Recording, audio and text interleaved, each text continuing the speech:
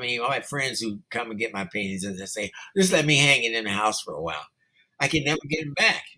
They say, oh, you're gonna take it? It's only been here a month. I just recently had a friend who had a painting. She didn't want to give it back.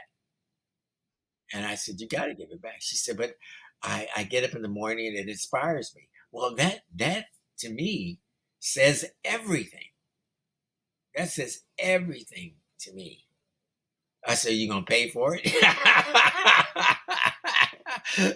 She said, yes.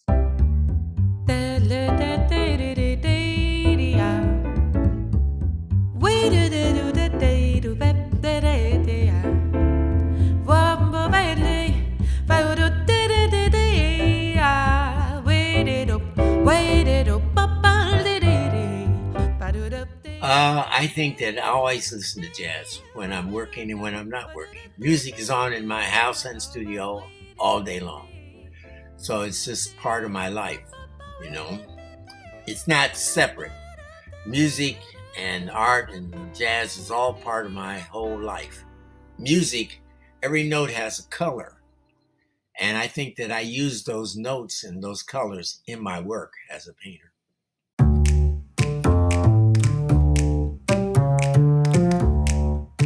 And I like all the strong ones, especially my contemporaries, Al Loving, Clark, Peter Bradley, William T. Williams, all those Jack Whitten, Bill Hudson, David Hammonds, Frank Boldings, Wilfredo Lam, Danny Johnson, all these people define their own destiny, regardless of what people had to say about it.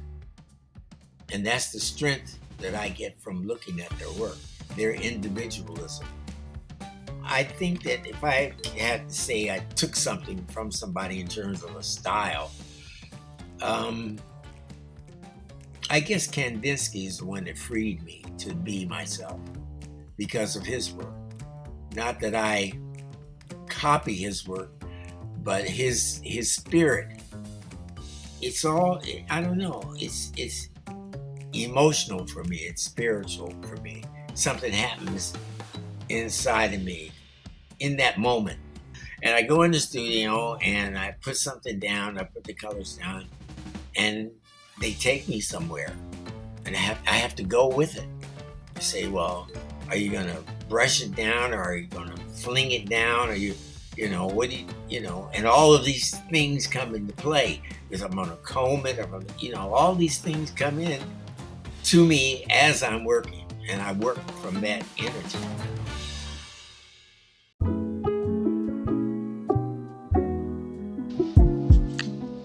I leave the canvas open for them to explore with their experience, you see.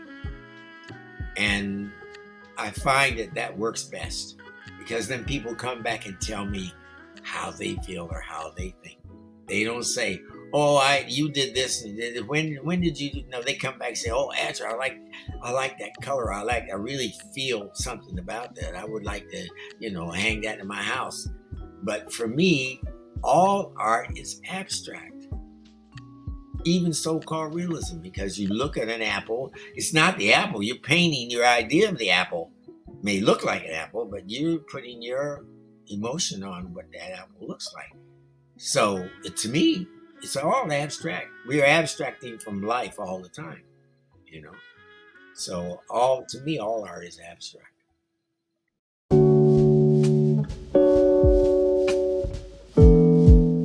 But yes, they did have to defend themselves against the larger world audience, even the black people. Black people, they weren't buying that abstract work.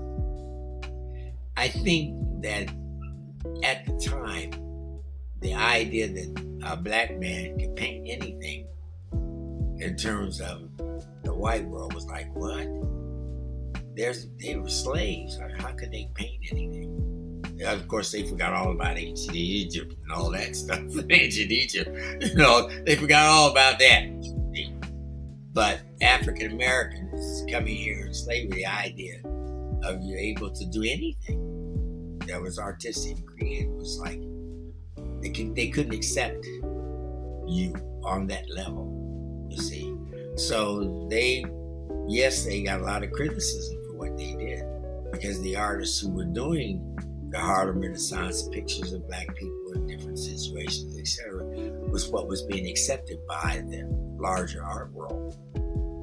So a lot of Romy started out doing abstract work, but he didn't make it doing abstract. He switched up, you know.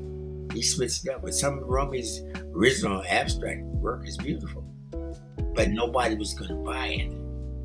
They wanted, more things like what Jacob Lawrence was doing.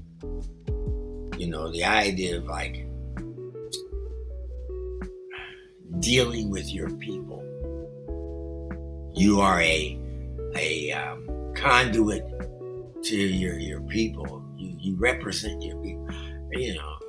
I represent the human race. Fuck all that bullshit. I'm a human being. I'm black, yes, but I don't paint because I'm black. I paint because I'm an artist. Period.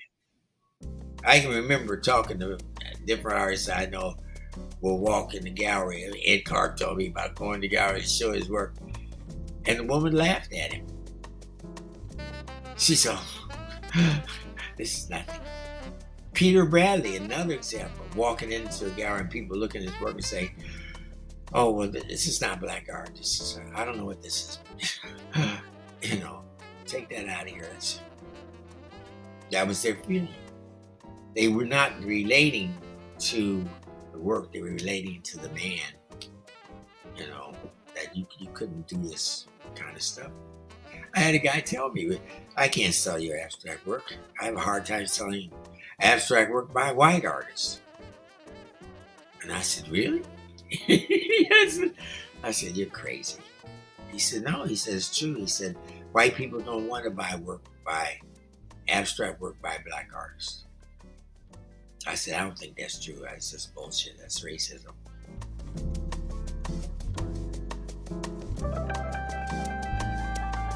But to me, the job for me was to do the work, not try to get a gallery, not try to impress somebody to sell my work. No, my job was to do the work. If I did the work, when somebody came along, they would understand what it was, and then it would work. Otherwise, it wasn't going to work. If it worked in my lifetime, fine. If it didn't work in my lifetime, fine. You don't become an artist to be famous. You don't become an artist to be known. You become an artist because it's what you do. It's what your spirit demands. And there's no price on that. There's no price on that. It's joyous work, is the way I see it. It's joyous work. And it's joyous in the sense of jazz, the changes, As what's his name? Ted Jones said, "Jazz is my religion." And I transfer that in the painting, Jazz and painting is my religion.